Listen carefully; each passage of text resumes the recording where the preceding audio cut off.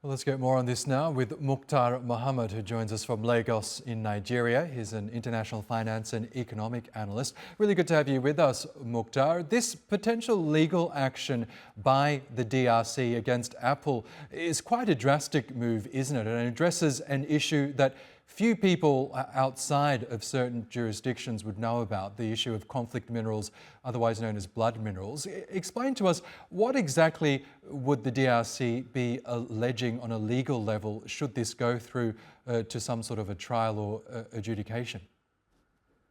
Thank you for having me. I think the DRC, from what I'm listening to them, from what they've said, they are only threatening legal action against Apple. I don't think they are all out for illegal action. They are just getting Apple to know that some of these minerals are gotten illegally.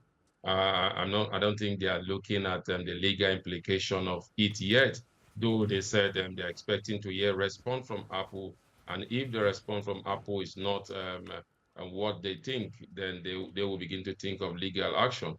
But again, when it comes to legal action, when it comes to diamonds and stealing, especially foreign conflicts, you know that it's those have not really seen the light of day. But if you look at previous experience when dealing with all these issues, they've never seen the light of day. It's either they're in the middle of it, or there will be a settlement, or there's not enough evidence to proceed with this case, just like what Apple is saying. And the DRC have not come up with any concrete evidence. The only evidence they have is accusing their neighbor Rwanda of wearing that. And so that is not enough. And Rwanda itself have denied it. So there's still, if you go legally, you must have the evidence. For now, and Apple is still saying that they also verify where they get their mineral sources from, and they don't think they get it from anything illegal. So it's going to be a very huge task for DRC to get justice legally, especially if you don't have enough evidence.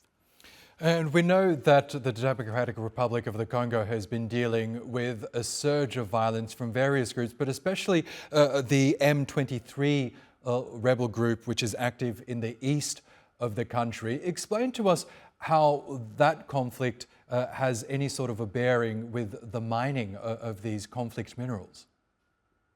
It has a lot of bearing, especially when you look at the region where the M23 are really operating from.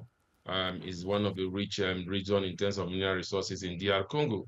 And you must know that the M23 also are enjoying international support, especially what the DRC have been saying from their neighbor Rwanda. So in extraction of minerals, and there's a lot of things involved. It's not just having the minerals. So that's why everybody know that they have a lot of support in extracting some of these rich minerals into the outside the shore of DR Congo. So and again, it's not just the M23 rebels that there are other little fractions of rebels within some district that also are involved in these illegal activities of mining, diamond especially. So that's why I said it's going to be a very Herculean task for the government to be able to prove themselves. Okay, Muktar Mohammed, we will have to leave it there, but thank you so much for sharing your analysis with us on TRT World. Thank you for having me.